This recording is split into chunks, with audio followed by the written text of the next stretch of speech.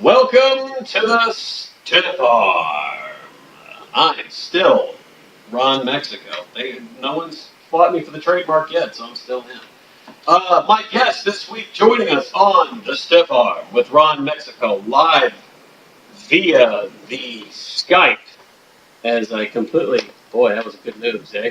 Or Mexico, or whatever your last name is. Greg Funky Werepig Hall. Greg, what's happening, man? Dude, it's good to see you. It is. Since we're on radio. How do I look? Do I look fitter? Do I look fitter off radio? You need to eat, boobala. You need to eat. These sort of Abe Froman sausages. He is the pig sausage king of Chicago.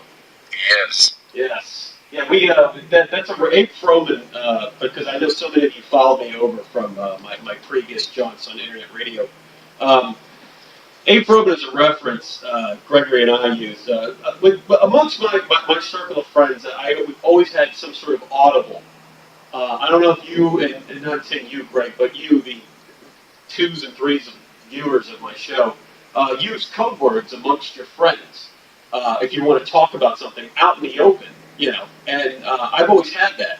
And with Greg, we have a certain terminology. And Abe Froman is a term for someone who's well endowed.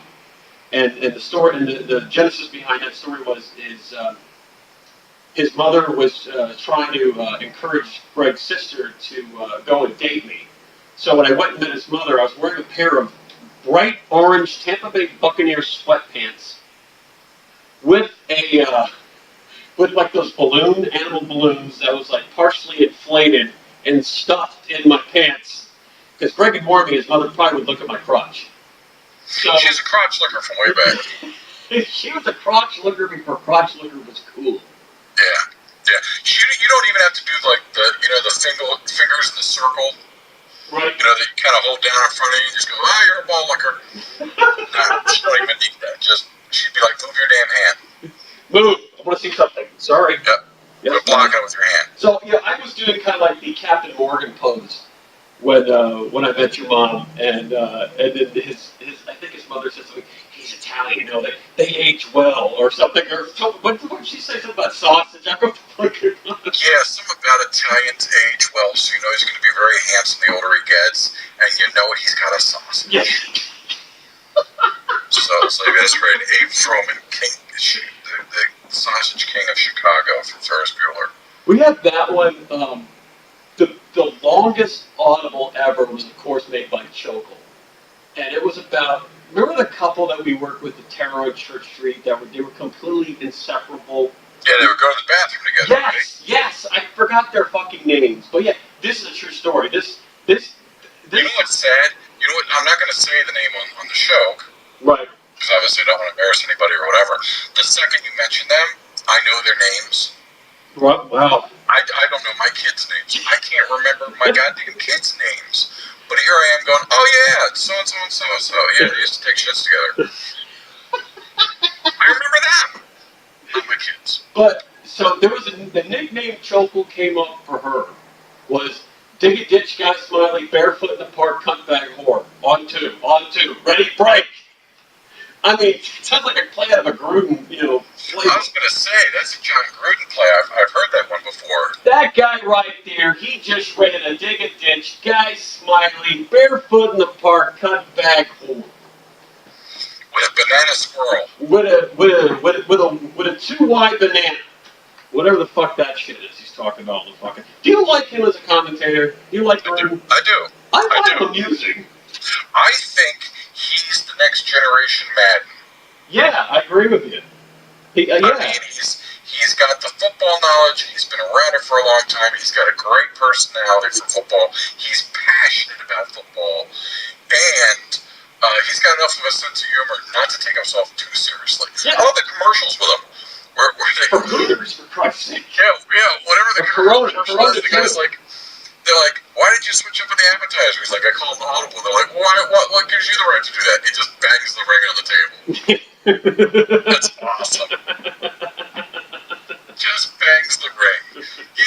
I don't have a ring. I can't bang the ring. He can. Yeah. There's not many guys who can bang the ring. You got to be able to bang the ring. You got gotta bang. That's gonna be an audible for Sunday. Isn't that every man's dream, just to bang the ring? That's the audible. That's the audible. You can't touch this. Is now known as bang the ring. You gotta bang the ring. You gotta bang the ring. You can't touch it. You gotta bang the ring.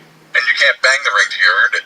Goddamn right. And you got to see the ring, or some of the ring. I've seen several rings. But how about the time when we were working at the haunted house? Whose ring you saw when you met George Martin from the? Yeah, it was George Martin from the Giants. He came in when we used to work at this haunted house attraction down in Orlando.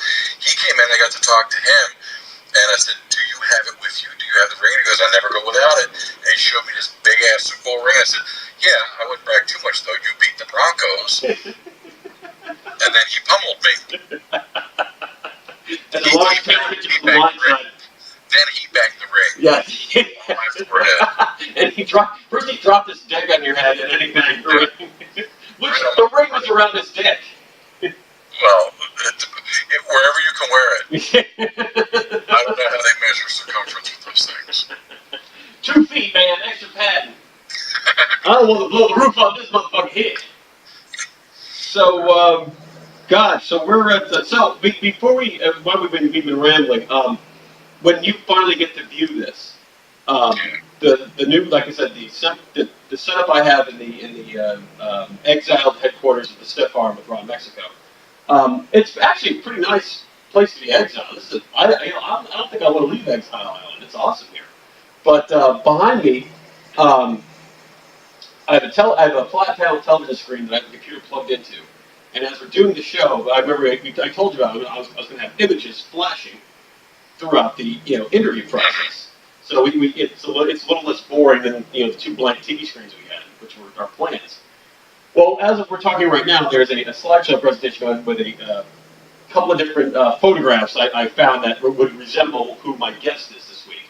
So as we're talking, there's a montage of pictures of the following. As soon as the next one comes, I'll go. So the first picture is a Monopoly board. Okay, I'll accept that. The next picture is a snow globe with a Maryland crab in it. Oh yeah. The next one is a picture of which you can now buy, Werepig Fever, which is still on sale, I'm sure somewhere on the fucking internet. Oh my god. Another one that says Cho Road presents the Funky Werepig, so go check out that website as well. Just relax. He wants to see how many people have viewed it. A picture of Art Donovan. There you go, old Artie. And a photo of the Belloc Diner. Oh, that's classic. And it closes with a picture of, you got it, Lou Rawls. Oh yeah? Because you'll never find.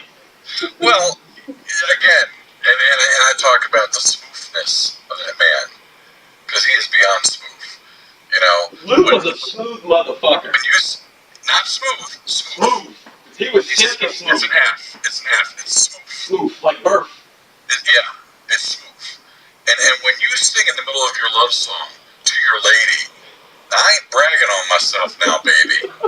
You are, in fact, bragging on yourself. And you are fully aware that you are bragging on yourself. The second you said, I'm not bragging on myself. But he does it anyway. He pulls it off because he's smooth. You know why? Do you know why Lou Rawls could pull it off? Lou Rawls might not have ever played in the Super Bowl, but goddamn it, he could probably bang the ring. There's been more than a few rings. He's an honorary ring banger. Yeah, I believe that. I'm not bragging on himself. So these are the photos I selected this afternoon. That's funny as hell, man. It's funny. No, you seriously, I don't know how clear it is, but there's Lou. Lou's come up now, and then it looks like when you see this, it's a big bright picture. That's a Monopoly board, which is a whole other story. And a Maryland crab snow globe, which goes with the Monopoly story. And then, of course, Werepig Fever, that you can kind of make out. Of course, that's the only fucking thing that appears. God, you're a very smart businessman. And Funky Werepig, in addition, who looks like he's wearing white goggles in the photo. Artie, you can kind of make out. He almost looks like Neil Armstrong's moon picture. And the Belloc Diner, you really can't tell what it is. But I think it's kind of ironic. It's called Belloc, and there's a lot of Polacks. I mean, is that how they came? Was that the clever business acumen? I believe it's because it's on the corner. I could be wrong. And if you're from Balmore, hon, you make sure to correct my ass. I'm sitting out there in the stoop with my Natty Bo, wander on over without any clothes on it, and make sure you tell me if I'm right or wrong. I think it's the Belloc Diner because it's on the corner of Bel Air Road and Loch Raven Boulevard. Wow. And that's what they got the football team named in after from. two roads, Bel Air Road and Loch Raven Boulevard, so it's Belloc Diner. And that's what they got the name of the football team, right? The Loch Ravens? Is that what they're named after? Is a diner? Why did they call the football team the Diners? That would have been awesome. The Diners, that would have been cool. It's plus I think it's also the thing Gandalf fights, isn't it? It's a Belloc. You know how much money Saragusa would have made off of that shit? Oh yeah. Oh yeah. He was kind of like the modern day Artie. He was. I was glad to see it come back around. So who's the current? So who's the current Artie on the Ravens? Is there a current Artie? Suggs got a mouth, but he doesn't have the down home. He was charismatic, Artie. See, here's the thing with Artie. Artie was a lot like that. The thing with Artie and the thing with Saragusa is you got to be from the neighborhood. Right. You got to be from, and Suggs isn't from the neighborhood. You know, Suggs has got a mouth. He's more Dion than, you know. Suggs is from The Wire. Yeah. Suggs is well, he's got his own movie production company and all this other stuff and whatever. You know, Suggs has never drank a Natty Bo in his life. He's never drank a Budweiser. He's never, you know. Wait, a Natty? What the fuck is that? A Natty Bo. What? Say that in layman's English. National Bohemian Beer. Okay, that's like is that like a local beer? It's a local beer. It's it will kill you. It will. One way or the other. Let's put it this way. It'll get you. Let's put it this way. When you are in high school and you're trying to cough up enough money between 7 buddies, let's do 6 buddies. 6 buddies. To mathematically work out. So you got 6 friends together. You're scraping together whatever money you can, and whoever's got the best fake ID, so that you can go get some beer for that night. And you scrape up enough money that you go into the liquor store, and the guy says, for what you have, I can give you 1 6-pack of Michelob, which you're thinking, that'll give us each just 1 damn beer. Or I can give you a case of Natty Bo. This is like the Balmore let's make a deal. Right. And he said, so for that money, you can either get a 6 of Michelob back in the day, like again, 1 beer apiece, or you can get a case of Natty Bo, which is like 4 beers apiece, 4 or 5 beers, because you figure some of you were lightweights, you're passing out too. So you take their beers. And when you look at this guy, and you're a high school student on a Friday night, just looking to get crushed, and you look into your mind and calculate everything out and go, I'll just take the 6-pack. That's how good Natty Bo is. Wow. When you could get quantity, which is what your goal is, and you still say, no, I'll just do the 1 beer tonight. I'll just take that route. Do they still make Natty Bo? If they do, check the expiration date. Hey, listen, I know the guy who I want to try Natty Bo if it takes radius. It is Treehorn. He expired White Castles. My buddy and yours, Scott J. Treehorn, Maryland icon, probably still has cases of Natty Bo in his basement, next to pork and beans and scrapple. Is that in case the apocalypse hits? Is that what yes, he's ready. He has huge blocks of gray-ass scrapple, cases of pork and beans, and he probably has 3 or 4 cases of Natty Bo. I don't think I've ever had scrapple. I've heard the lore of scrapple, but I don't think I've ever had it. Really? Yeah. What the fuck is it? It's wonderful. It's a northeastern thing. It's Maryland, Pennsylvania. I don't know if it makes it far into Jersey. It sounds like something you get from eating something bad. Like I got a case of the scrapple. It could be. It's not like I drank that water in Delaware and I got a scrapple. Yeah, it's not like Terry Bradshaw comes knocking on your door and goes, "Ooh, let me tell you, 1 out of 3 people get the scrapples." You know, and boy, do they hurt. It's like a linebacker blindsiding you. What the fuck is it? I don't know, Terry. Oh, what Terry? No, man, you're killing me. Listen, Terry. that was such. He was such. Oh my! That's who I wanted to be when I was a kid. When I played quarterback, I Terry Bradshaw. And now he's going, now he sounds like a fucking neighbor on fucking Green Acres. Warning about it. Hey, y'all, there's a scrapple. There's a fucking shingles incident. Y'all get to the... Hey! Telephone pole to get that one telephone up there and make a call. Listen, y'all, get to the quarantine tent. Yeah, he's, What the... Bradshaw was amazing. Is this what Flacco's going to turn into? Is he going to be hawking shit like this when he retires? Flacco reminds me of Bradshaw a lot. You know, average during the season, but you get him in the playoffs, all of a sudden he turns into a whole different dude. And the thing about Flacco and Bradshaw back then, the thing that was so dangerous, they could change the game with one pass. They weren't so damn strong. You know, you're behind by 2 touchdowns, all of a sudden he throws a 70-yard bomb. Okay. You know, we're back in the game. That's what makes him so dangerous. But knowing that, I don't know if I'd still trade. You know, I don't know if I would trade my puny left arm for the chance to have that rocket arm and a 1 in 3 chance of getting scrapples. And who's banged 4 rings? Who what? Terry. He's banged 4 rings. He has. He can bang the ring 4 fucking times. He's banging a fist. He's banging a fist, that guy. That's how he got the shingles. Or the scrapple. You got, you know, it's loosened something up there. Yeah, wrap some rubber about that ring. Hey, I do actually think the only question, I do have a one, we've gone 16 minutes and like, pretty much dodged on anything but the NFL. Again, Bradshaw getting the scrapple. Again, but this is what the show was supposed to be, right? My question is this though. When I was watching highlights from some of these highlights today because I'm Hispanic and that's how we do. Very late. But I was watching the highlights about your game, and the only question I do have is, I mean, you'd probably be the first to go, yeah, we got lucky. And would you say that was or was not pass interference that essentially set you guys up for the game winner at the end? And I saw that, I was like, what did he do? But if it's my team, like, yeah, I'll fucking take it. We need to win, man. You know what? And we've talked about this before. There's a handful of teams that will get screwed any second of any day if you play a New England or a Pittsburgh or whatever. I can't tell you how many times I've seen on 3rd and 10, Brady one hop, a 2-yard pass that didn't get a first down.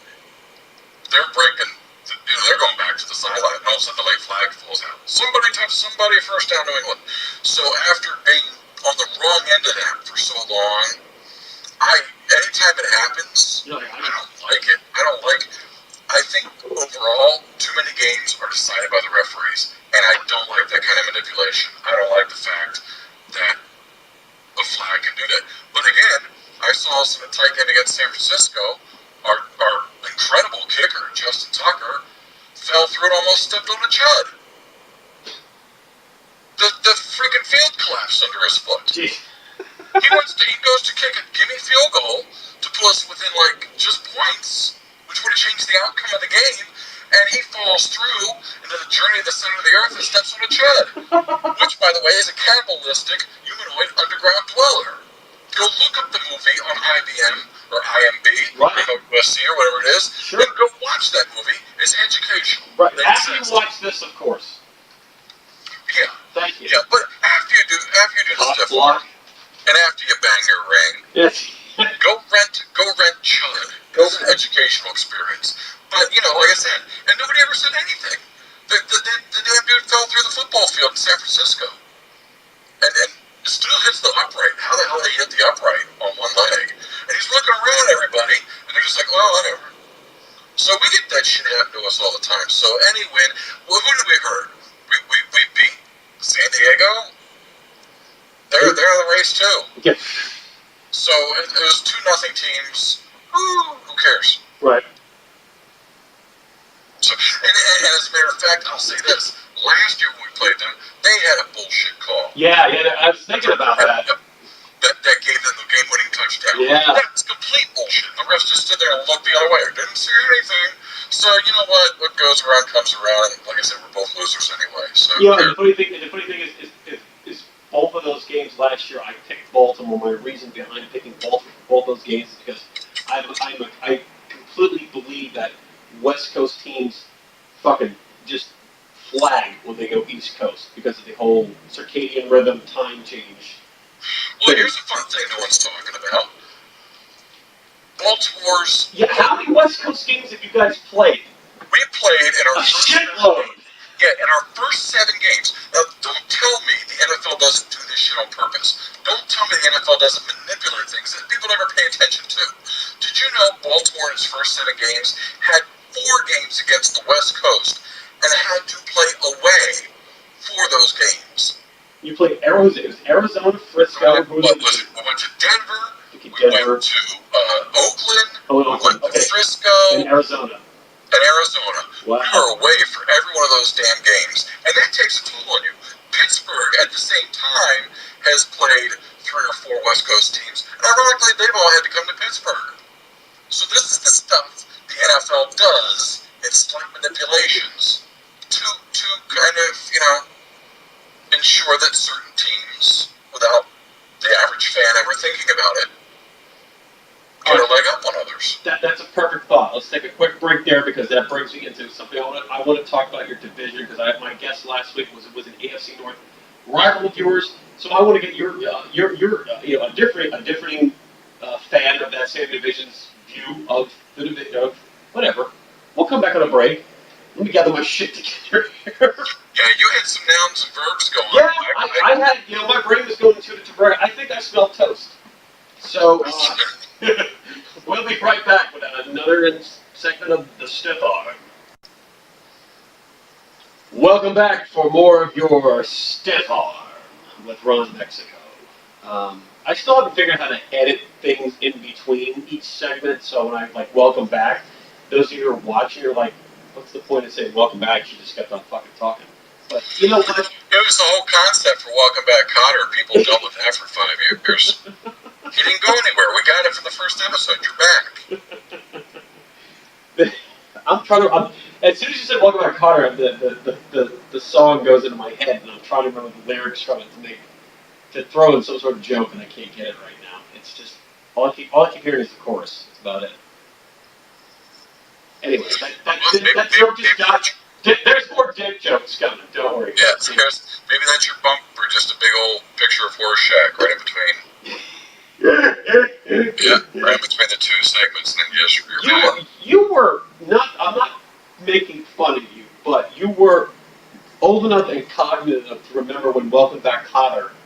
I remember watching Welcome Back, Cotter. I just remember what on TV Land? No. No, I was living in New York, in Long Island, as the people from there say. As we have a horrible accent too there. I remember watching it on television, but I just remember more my family's reaction to it more so than watching the show. Now that I watch it now as an adult, this is fucking stupid. It still made me laugh because it brings back good memories of my family. But what did you think of it when that first came out? Did you even see it? Yeah, because that was back in the big day, man.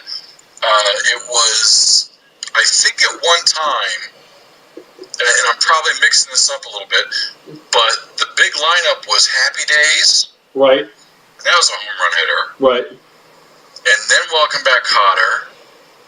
And then eventually, Laverne and Shirley moved in there somewhere. Right. And then, and I think Mork and Mindy was somewhere in that lineup. So it was a home run hitting evening. Cotter is what I would call a gimmick show. I mean, now I'm older and hopefully a little smarter. It's a gimmick show. It had a couple iconic characters, all with catchphrases built in. Right. And kind of playing with stereotype a little bit. Yeah, and you just it was an easy premise, and you just let them fly. So, the first 6 episodes, you're like, this is kind of funny and entertaining. And then you realize, this is all it's ever going to be. Right. What? Where? You go, okay. And then that was it. So I didn't appreciate the talent on that show until years after it was over. And I saw Horshack trying to be the stud in a bad horror movie, which included a complete nude sex scene. I didn't realize. And you still have your eyesight. I did not realize the range of his talent until I saw that film. And I highly recommend. Get Chud first. Get Chud first. But I don't even remember the name of the movie. But yeah, he's. Let's just put it this way. I don't know what secret he thought he was keeping, but by the end of that sex scene, that secret was out. I don't think anybody that I watched that movie with was in any doubt of his secret. He opened a new lingerie line, Horseshack Secret. Yeah. Horseshack Shack. What? So let me ask you this. So, all right. Again, I love it. 4 minutes and 20 seconds in, we completely digress into Arnold Horseshack as a life metaphor. That's the beauty of the STIFF ARM. You don't know what the fuck you're going to get on this bitch. Anybody can talk about the stats. Listen, we can talk about Tom Brady. Where are you going to get incredible inside information about Arnold Horseshack's sex? When are you going to learn about the great film career of Ron Palillo? Okay? There. I pulled him his stage name out of my ass. It was the font of useless knowledge. Which was part of the nude scene. That was part of the nude scene, by the way.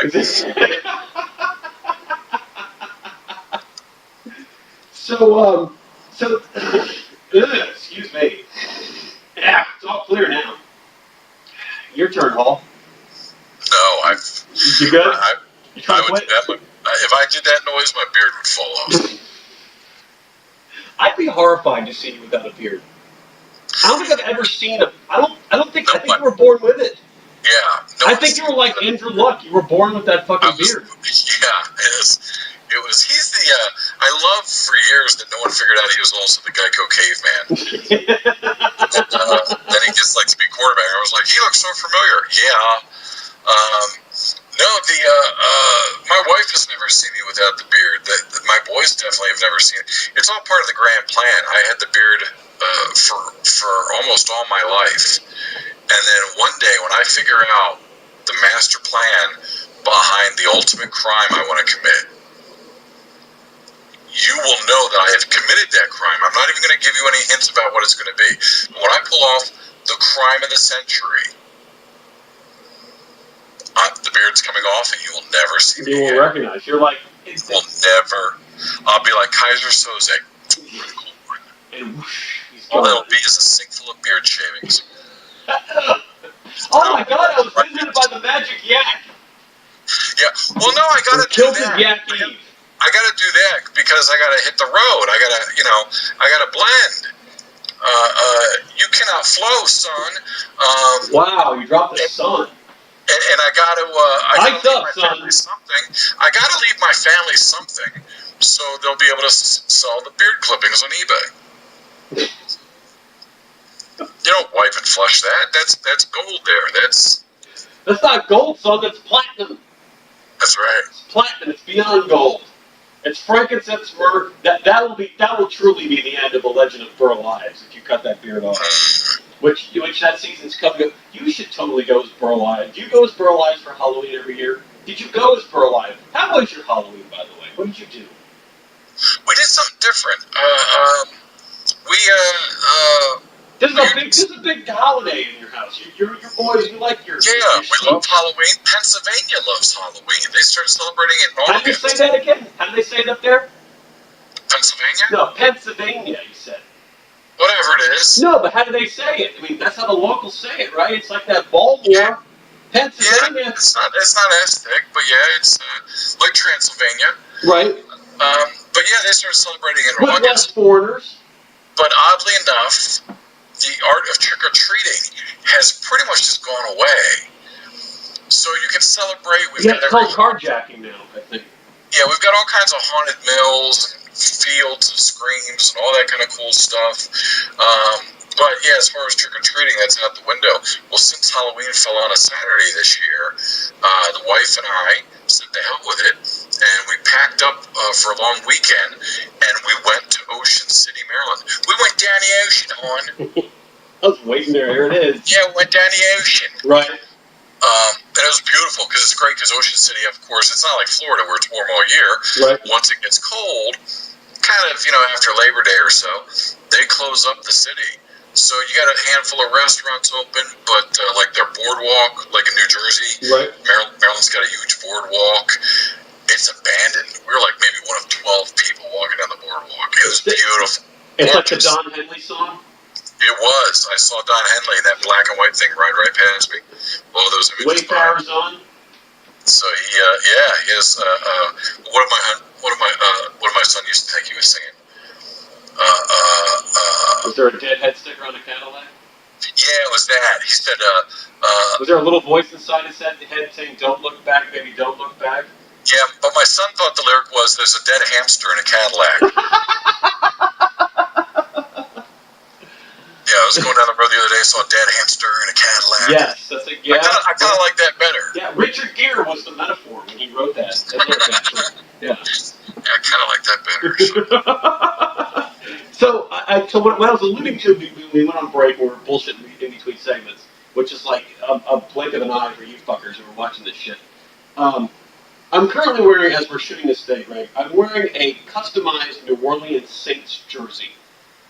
Now, typically when I shoot the show, I wear something supporting the 4 major sports teams out of the city of Miami. The Miami Dolphins, I have news for you. You're on double secret probation with me. I haven't had an opportunity to rant to Greg about this, my feelings of the Dolphins. It's no surprise at how inconsistently shitty they are. You can't, don't say you haven't had a chance to rant about the Dolphins to me. I've known you for 53 years. I've heard all your rants about the Dolphins. It's the same rant every time. And you're able to do that rant because you're correct about your rant. Now, this is the point I wanted to make about the Dolphins. Okay, first let me ask you this. Is it acceptable as an NFL fan to have a side piece? Listen, this is what the Mafia guys did. Every maid guy's got his wife.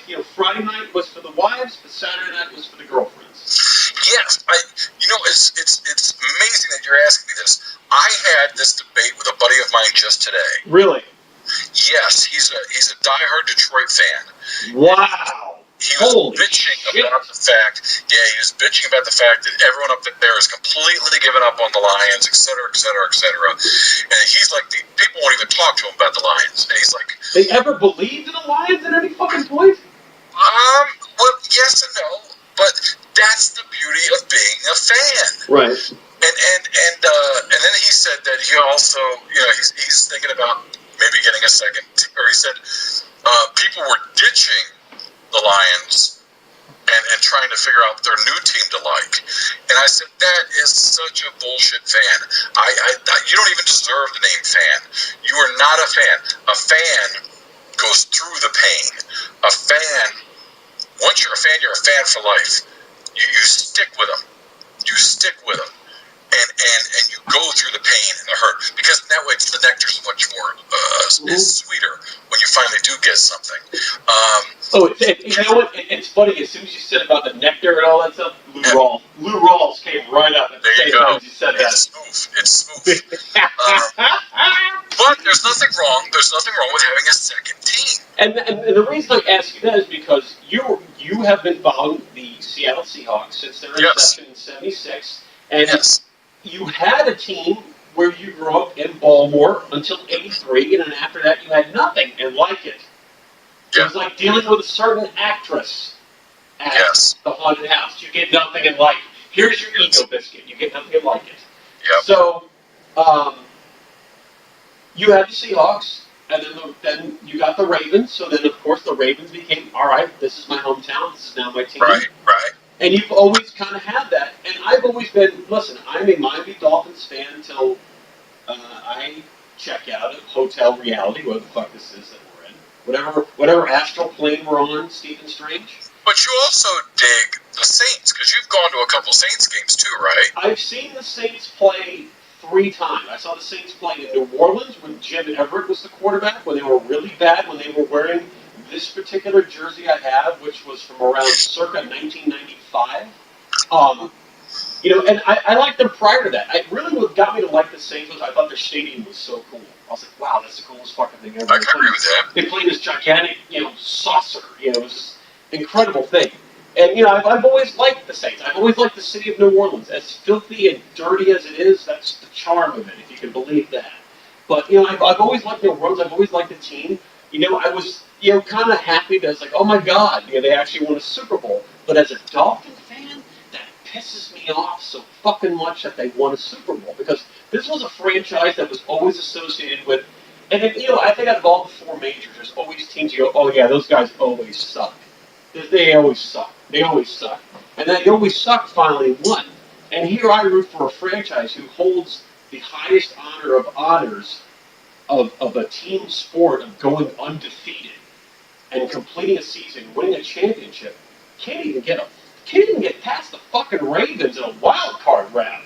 Because every fucking time we get to the wild card, oh, you're playing Baltimore. Well, fucking, why show up? They're gonna fucking win. It's frustrating year after year after year. And I feel like the scene in Up in Smoke when Sterling Martin is yelling at Tommy Chong, and he's going, when, boy? When are you going to get a job? When? And that's why I feel like season after season with the fucking Dolphins. And I'm just, and we could spend another 4 days talking about your passion with the Dolphins. It's on target. I just want validation. Is it all right for me to go? Sure. Yeah. Thank you. And you can do that. God bless you. Lou Rawls just came up again. See, you can like both Barry White and Lou Rawls. There's no question against that. Motherfucker. It's for me. You usually stick with where you grew up. I grew up in Baltimore, so we had the Colts, Johnny Unitas, and then Burt Jones, and a great heritage. And then they were stolen from us and planted somewhere in the middle of a cornfield. And then we waited a long time. And then when the Ravens came in, that was awesome. Even if we had Vinny Testaverde as quarterback, we had a team. We didn't care. Elvis Gerbach. Yeah, you guys for a while were like, in Arizona how they park all these airplanes out there that are just in storage. Yeah. That's kind of what the Ravens were for the longest time. You got every fucking quarterback on the ball of his ass. Our history of quarterbacks. You had Harbaugh. Yes. You had fucking Cordell. Yeah, but most of those guys are backups. Yeah, most of those guys are backups. Dilfer. Got your ring, though. People can talk about defenses all they want, and I understand I'm being a homer here. And everyone always goes, the Chicago Bears, and this and that, the '85 Bears. But the '85 Bears went to a Super Bowl, and on their offense they had a red-hot Jim McMahon. They had an incredible offensive line, and they had Walter Payton, the greatest football player ever.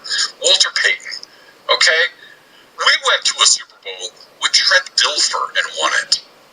Our top receiver was Quandre Ishmael, which I'm not even sure. Wasn't he in Moby Dick? Yeah. God damn it, you beat me to it. Fuck, I can't get my mouth. That's enough. So when you look at top defenses, I heard one time on Bullshit NFL Network, which of course has their 4 teams they push and nothing else. They had best defense, top 10 defenses of all time, and they said that the reason the Ravens made like number 7 out of the top 10. We didn't even make the top 3. They hold all the records when we won a Super Bowl with that defense. But they said that we were number 7 because we didn't play any great quarterback that year. And I'm like, if you look up who the '85 Bears played, yeah, a 90-year-old Joe Ferguson. Who was the quarterback of Green Bay then? You know what I mean? It's like maybe Bukowski, maybe. Or there was no Favre then. Lynn Dickey. Google searches sometime. Look at the quarterbacks the '85 Bears faced. So the hypocritical bullshit. And you know what? The one good one that they did face, who beat them? Who beat them? Marino. Who's the only fucking guy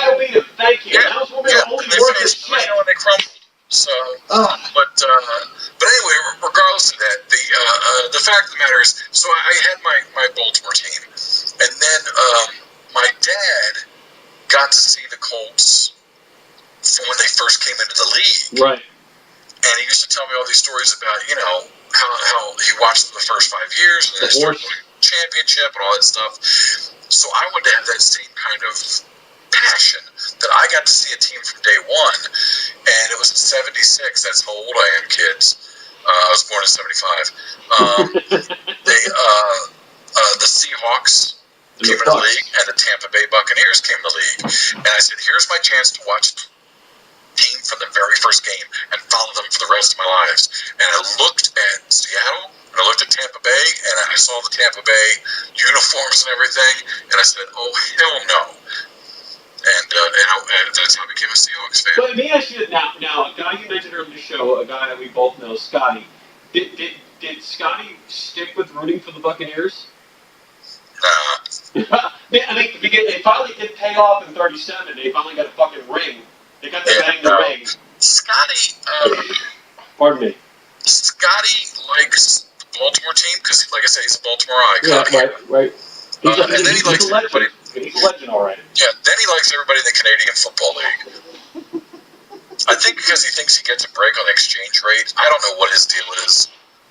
But yeah, he's like, the Calgary Sperms, whatever the hell they're called. I don't know. Stampeders. Yes. Same thing. Hey. He loves all those teams, so yeah. Everything in the CFL and the Baltimore Ravens. Is he allowed to even watch football in his house? I understand Scotty's he's been quite restricted.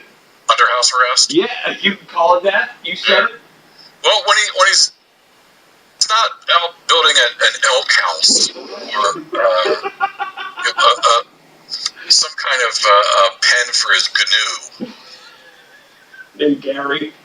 Yeah, Gary the GNU. It's like, change your name from Scotty to Noah. It ain't raining that hard. He's like Dr. Doolittle out there. He's got this house and then this huge acreage, and his wife's got him out there building chicken coops and GNU pens. Oh, so he's. All right, let's take a quick break. You got another segment, or you got shit to do? What's going on? I do have to leave soon. I have to feed my lady. I'm going to take her out to dinner. Oh, but we can squeeze one more in. All right, let's squeeze in one more in, and okay, no problem. All right, we're gonna take a quick break and one more segment here on the Stiff Arm. Your finals, third quarter, whatever the fuck you want to call it. This is it. This is all you get at this point. This man's got to go feed his woman. I know his wife. She'll cut a bitch. So, I said it. So, listen, the chicks from Detroit, not Detroit, Pontiac, which is worse than Detroit. Yeah, at least Detroit's still on the map.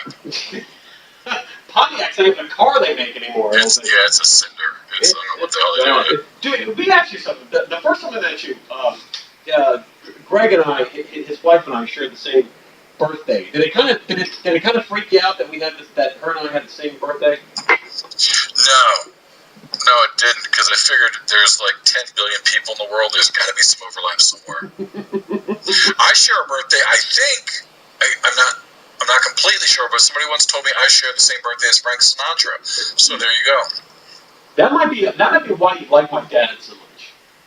Oh, your dad's awesome. My dad's fucking nuts. My dad called me just before we started recording tonight, and it's like, oh my god, he's still fucking, as Paul Simon said, still crazy after all these years. Yeah. He really is. But he's a respectable crazy. I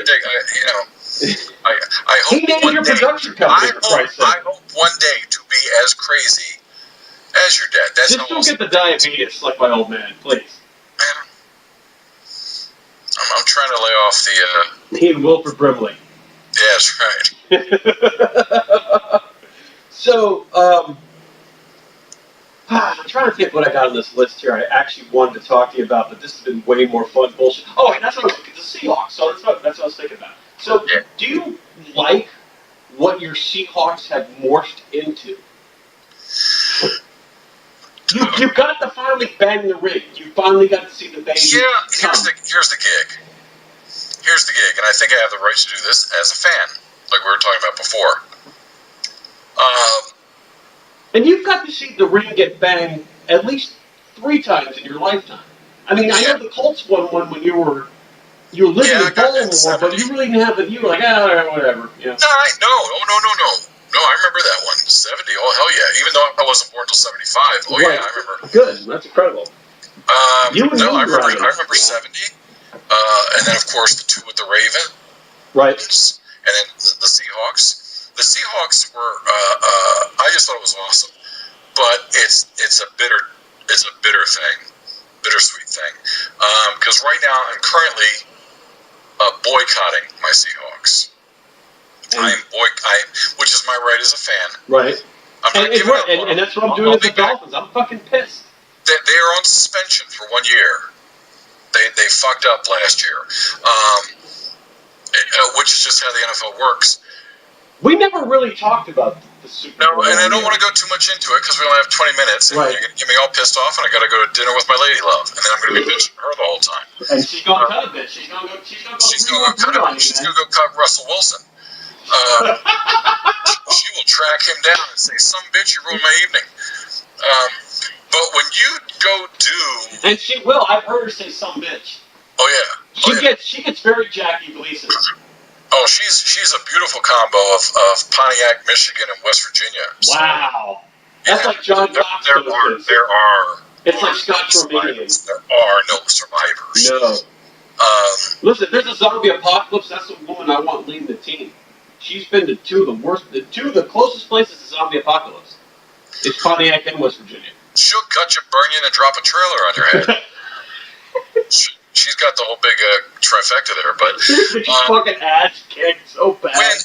When a quarterback, who it's no secret that I don't like the guy, when a quarterback who gets the shit kicked out of him panics, pusses out, and can only throw a 2-yard pass, and actually plays a horrible game, not only wins the MVP, but is now lauded as one of the greatest quarterbacks, if not, if you live in that bullshit area, the greatest quarterback ever. Because Seattle throws an interception in the end zone. What does that tell you about that quarterback? Brady wasn't even on the field. If they hand off to Marshawn Lynch, we're talking about how Brady has been a failure for the last decade of his career. He has gone, 0-3, 0-4 in Super Bowls. He was horrible in the Seattle Seahawks Super Bowl. He was horrible. Right. All he could do was throw 2-yard passes and hope Edelman could break free for 10 yards for another first down. He was throwing interceptions. He was scattered. He was pussing out, dropping before they could hit him. He was pure Brady. When you hit Brady in the mouth and make him throw over 10 yards, you've beaten him. The Giants know that formula. The Ravens know that formula. There are quite a few teams. The Seahawks had that formula. The Seahawks blew that game. Completely blew that game. And like I said, you hand it off to Marshawn Lynch. Or I understand you want Russell Wilson to be the hero because Marshawn Lynch doesn't have a good media presence. So, you know Goodell's patting him on the shoulder. You make that guy who doesn't talk to the press the hero. You guys are done. So you do that pistol thing. You ride Marshawn Lynch into right into the gap, let them all tackle him, and Russell just sprints around the end like he does a billion times, and you got your touchdown. Russell's holding the football, game over. You don't throw a pick play to your number 3 receiver on the 1-foot line when the dude's standing right there, staring at you, going, "Are you going to throw it to me?" "Yeah, I'm going to throw it to you." Russell Wilson, 5'10", is going to throw it over the middle of the. The whole thing was horrible. Not even Pat Hayden could have pulled that off. Yeah. Yeah. So, that whole thing was horrible. Absolutely horrible. And then, on top of that, not only did my Seahawks not win back-to-back Super Bowls, in the biggest blunder in at least Super Bowl history, they make asshole Brady the biggest star ever. How do you become... Again, let me ask you, when you play a shitty game, and you are a second away from losing, and because Russell Wilson throws an interception in the end zone, you now become the greatest quarterback ever? You weren't even on the field. You were crying on the end of the bench. You were crying. He was. The fact that they did that, and that Tom Brady has even entered into the conversation when you talk about Joe Montana, Johnny Unitas, players like that. The fact that he's even entered in that conversation. Not only am I pissed off at my Seahawks for blowing that game, you know what it was like? It was like, trust me. Listen, I was at a party. It was pro New England. You guys had it. I was ready. I was wearing a shirt that said New England sucks. I was ready to go choke and put my dick on the TV. You know what this was? I don't know if you have a younger sibling or your daughter. I'm the baby. This would be a great example. You and your daughter. Okay. Here's a great way to, because I do it with my boys. Did you ever have a race with them? I'll race you to the tree, and you're going to stomp their ass. Right. And you know you're going to stomp their ass. And right before you get to the tree, you go, oh, I fell down, and they run past you, and they're triumphant, they jump up and down, they go, yay! Right. Because they beat daddy or whatever. Right. Or they beat the grown-up. That's what the Seahawks did in that Super Bowl. They got all the way to the finish line and just fell down and looked at Tom Brady and went, yay, you win! That's what they did. And not only for losing you could have been back-to-back Super Bowl champions, and not only do I hate you for blowing that, but for making this guy, who might be the most overrated player since Joe Namath, now this gush fountain that's even grosser than it ever was. Why do you feel Brady is so overrated? Because he's in a money market, because he is in a place where the press is the strongest. Okay. If you ever talk to a New England person, if you ever talk to a New England reporter, oh my God, this guy, they can't. Yeah, they are kind of glazed over. It's almost like they actually, again, on the NFL Network, which I think Brady owns stock in, they have a thing called the top 10. So they give you a different top 10 list. Right. Top 10. Top 10 ways Brady ties his shoes. Yeah, top 10. They will go out of their way to find categories for Brady to fall into. Top 10 number 12s. Top 10 players named Brady. They'll go out of it just so they can keep pumping his fame. And Tom Brady is a system quarterback. Tom Brady is a pussy. Everybody knows you hit him in the mouth and he looks for a flag. He comes off as this media darling, but he's one of the just nagging little pussies on the field. Is ridiculous. If you make him throw over 10 yards, you can beat him. His accuracy diminishes immensely. He throws a 2-yard out. He used to do it with Wes Walker. Now he does it with these little clones they did in New England. Right. He throws a 2-yard out or 2-yard crossing pick pattern, and the guy breaks for 14 yards, and they go, Brady's dissecting him. No, he threw a 2-yard pass, and the guy ran for 12 yards. So let me ask you this. Hold on. Let me finish. The biggest thing about Brady, besides the fact that thank your Dolphins and the freaking Buffalo Bills and who the hell are you Jets, and the fact that the NFL keeps giving them the squishiest schedule in history, they're going to win the division going away again. None of you guys ever step up to do anything. You'll all beat the hell out of each other. You'll take down, a top winning team in the NFC or whatever. And they have a bullying scandal. Crush Seahawks. The second you all face New England, you all fold. Now, I think Belichick is a genius. I think that was that was the question maybe before you went to shut. I go, so do you think the Patriots are more?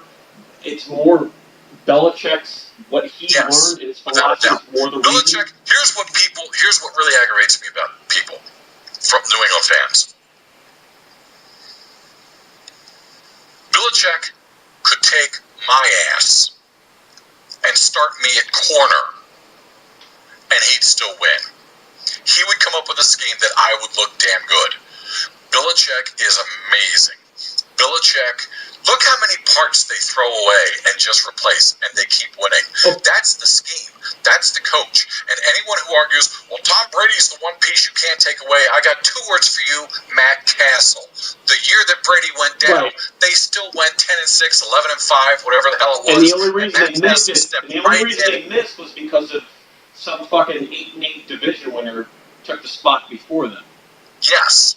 But here's my question. But why even Brady, when he's out of there, Matt Castle, who can't do shit for Dallas, can't do shit for any other team, he plugs in a Belichick system, and he almost made the damn Pro Bowl that year. They still went 11-5. But why didn't he have that success with Cleveland? Have you ever been to Cleveland? What the hell's wrong with you? No, Toledo. The closest I've Cleveland? been to Cleveland is Toledo, man. Oh my God! Have you ever been to Cleveland?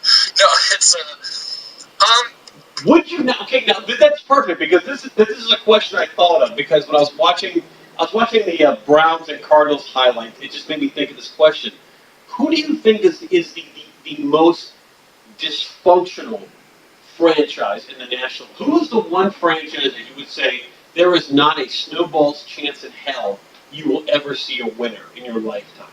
Who's going to be the next Cubs? I feel right now it's the Dolphins, but you know what? Cleveland, I think, is light years ahead of the Dolphins. Cleveland is really messed up. Fun trivia game to play when you're bored after you watch Chud. And any Andy Sedaris movie. Yeah. Google search. This is a fun Google search, kids.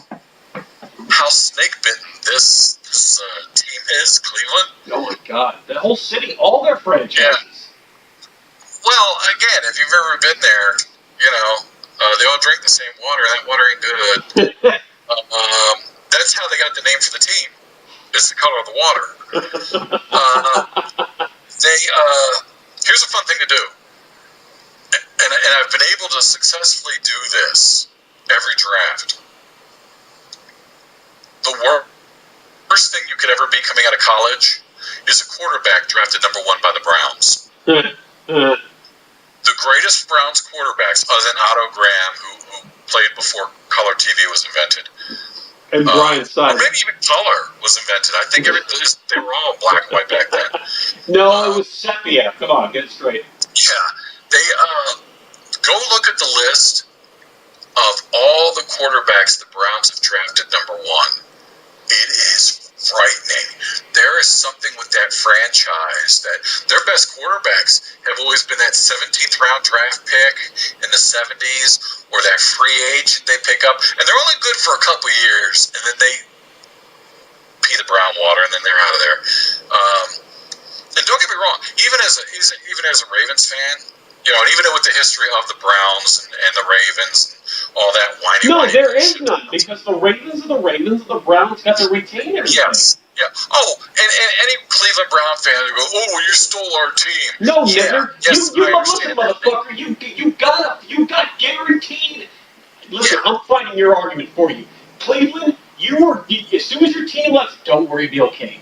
Well, it'll be all right. We'll buy you another one. Well, first off, they didn't want the team, so that's why the team left. Modell would have loved to have stayed, but they didn't want the team, and they weren't willing to pay for that team. So Modell left.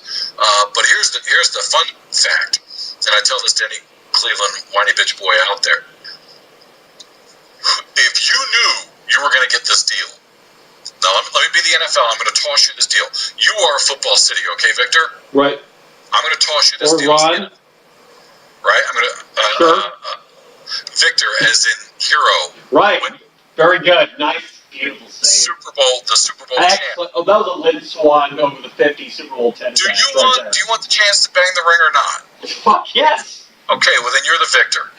Goddamn right. So your city, whatever your city is. My city was gone. Well, so you got your city. Paved by shopping malls. I am the NFL. If I sat down and offered your city this deal, here's what's going to happen. We're going to move the team you have, the team that sucked for like 2 decades now. We are going to move that team to another shit town. And you're going to be without a football team for 3 years. But I guarantee you that in that 3 years, I'm going to give you a football team again. And that football team is going to have the same name and the same colors. And the same consistency of shit. And the same everything. You're not going to lose your colors. You're not going to lose your trophies, your MVPs, your records, your place in history. You will be the exact same team again. The only thing is, you got to wait 3 years for that, and we take out that owner you hate. True. Would you make that deal? And everybody that I've talked to that has bitched up a storm stops and thinks about it and goes, oh yeah, we got rid of Modell and everything? Sold. In a few years? sold. We get a brand new team, but it's still the Cleveland Browns. We can still keep everything. Like, yeah, would you do that? They're like, hell yeah. And I go, that's what happened. Yep. And that is trivia fans. With all the teams moving all over the place in the NFL, it's just the way it is now. Teams move constantly. We're going to see more teams moving very soon. All right, here's my next question. Wait, let me finish this. Sorry, go ahead. You're going to see more teams move very soon. Look this up, folks. The Cleveland Browns, Cleveland, is the only team, the only city in NFL history that deal has been made with. Baltimore certainly didn't get it. No, you guys got a Mayflower van, and I like it. The Rams. You look at all Houston got majorly boned. I mean, you look at all the teams that have moved. Cleveland is the only one that deal's ever been made with. Oh, we're so sorry you lost the Browns. We're going to guarantee you a team. Why do you think? So much of the fact that is the history of the bye week, people. Tagliabue promised it and then forgot one simple fact. We now have an odd number of teams in the league. How do you play every week if you have an odd number of teams? Well, that's little boys and girls out there shutting it down. That's where the bye week was invented. That guy's fucked up a lot of shit. Yeah, Tagliabue forgot that odd number of teams can't play each other. But he already guaranteed a team to Cleveland. What do you do? When Hulkamania comes looking for you. That's right. So would you say the Cleveland Browns are the most dysfunctional of the NFL franchises? I don't know. The Cardinals have fucking made it. The Cardinals are looking good. Yeah, well, and it's secular. It's funny. I mean, I've talked to buddies. I almost punched a buddy of mine the other day in the junk. He had been a San Francisco 49er fan forever. Right. And he grew up during the Montana Steve Young era. So he'd been a Frisco fan forever. Yeah. And I ran into him a couple weeks ago and we were talking. I said, "You still a big Frisco fan?" He goes, "Oh, no, I've been a Frisco fan for years." I said, "Who you like now?" He goes, "No, you didn't." And I almost punched him. Right in the junk. I said, "So you just jumped to whatever team is currently winning. So you grew up during the Frisco franchise, but now because they haven't done anything for a long time." And then I put him to the test. I said, name me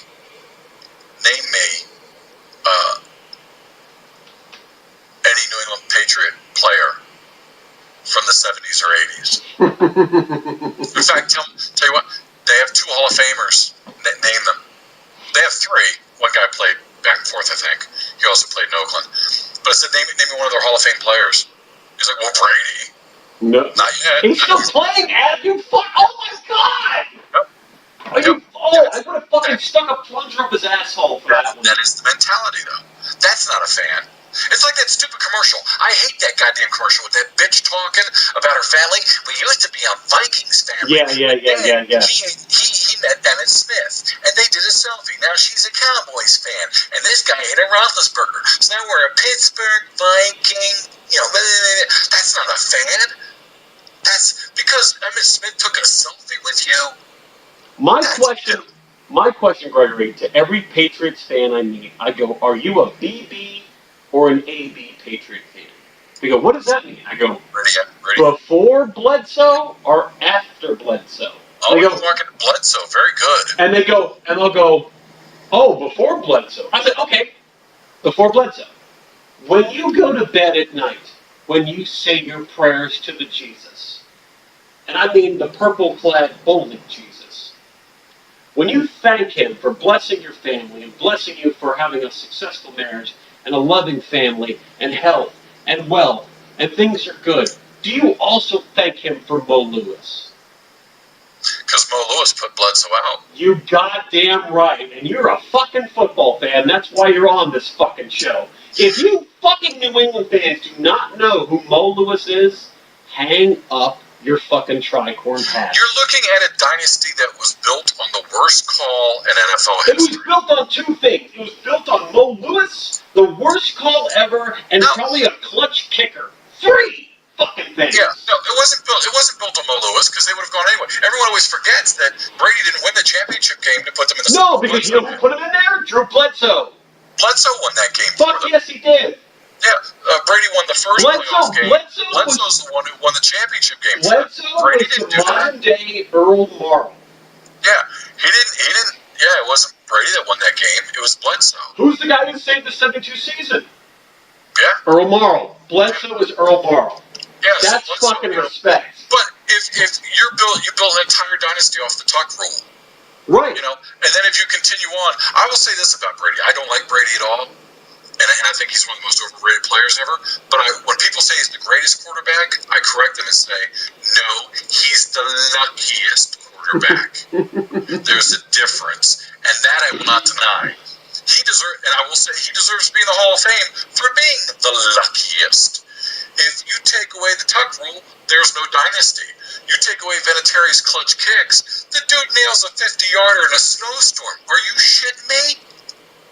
You take away that kick, you take away the kick against the Rams, you take away Spygate, you take away Deflategate, you take away, like I mentioned earlier, all the freaking charity calls he gets. He played Cleveland, 2 years ago? Cleveland was winning by 2 touchdowns.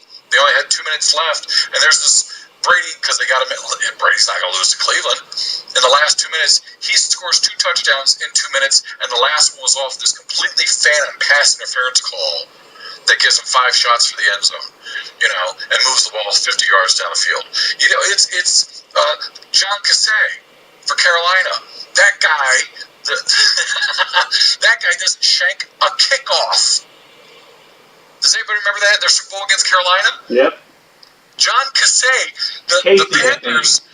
Yeah, the Panthers just tied the whole I like how thing you gave him the French pronunciation. Cassay? Yes. Cassay. That guy, and he's one of the best kickers in NFL history. He shanks the kickoff. So Brady only has to go 20 yards before Vinatieri bails him out again. This guy, and again with my Seahawks last year, Russell Wilson doesn't do the dumbest play in world history. Seriously. Brady's sitting on the bench crying. He's sitting on the bench crying. Brady didn't make that interception. I saw Brady stuff a Tampax in himself during that. Yes. Yes, he did. So he is.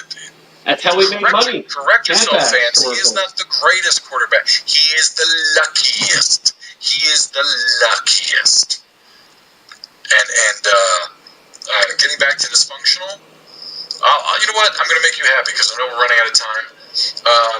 You go up and down with the NFL. The NFL goes up and down. The Cardinals are going to.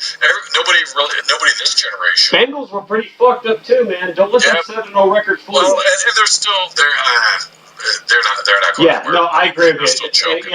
We could do another 4 days of segments on the Bengals. Don't bother stroking; they'll be choking. I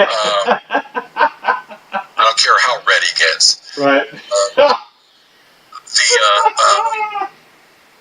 But everyone, anywhere in this generation or not, forgets the Steelers were a laughingstock for 40 freaking years since the beginning of NFL history. Yeah, they were shit. Oh my God, they were shitty. They were the Detroit Lions. Yeah. They were 0-16. I mean, they were in those levels. They found different ways to lose every week. They were horrible for 40-something years. And then they finally made the playoffs, and now look at them now. They're one of the greatest teams in NFL history in the dynasties. So it goes. Some guys go longer than others. Everyone says poor Lions, and no one will remember this now, but in the 50s, they were wiping up championships. Mm-hmm. Even in the 60s, they had great teams. They were in the same division as Lombardi's Packers. So there's different ups and downs. Right now, the most screwed up team in the NFL is your Dolphins. Your Dolphins. Oh God, it's like validation. They are a dumpster fire. We are. We're fucking. We are Detroit. We are Detroit on October 30th. You are. We're Devil's Night. There's a difference. There's a difference between sucking, like a Detroit Lions or Cleveland, that it just isn't working out. And having the talent to do something, and your front office is screwed up. It's trickle down, baby. Oh, it's fucking your front stupid. office, your owner has his head up his ass. You get talent that goes to die. Yeah. Good talent goes there to die. When you get somebody like Ndamukong Suh, You immediately say, you get like the best rock and roll drummer in the world, and then you say, well, we hope you would play fiddle for us. We want you to play jazz drumming. And not even drumming. Yeah. They hand him a washboard and a pick. Triangle.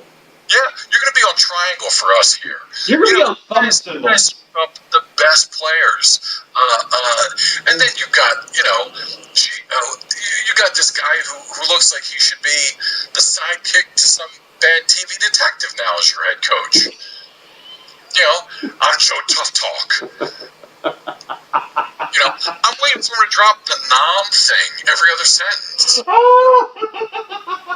Fallujah would be the modern day equivalent. Yeah, what? Bro, I was in Fallujah. Sergeant Rock is going to me. And he came off of The Undertaker. That guy looked like a freaking Crypt Keeper. The guy before that? Oh, Philbin looked like a Scooby-Doo villain. Yeah, he did. I kept waiting for him to stick his face in a screen going, you're all gonna die. I kept waiting for him to pull his face, grab him by the back of the head and pull his mask off. Yeah. So it's already if it's not the front office and it's not a lame head coach, then you've got dysfunctional players, guys who are hazing somebody like it's 8th grade lunchroom. We're a shit show. We're a total shit show. I've been saying this. You guys have issues, man. Oh, God bless you, Greg Hall. God fucking bless you.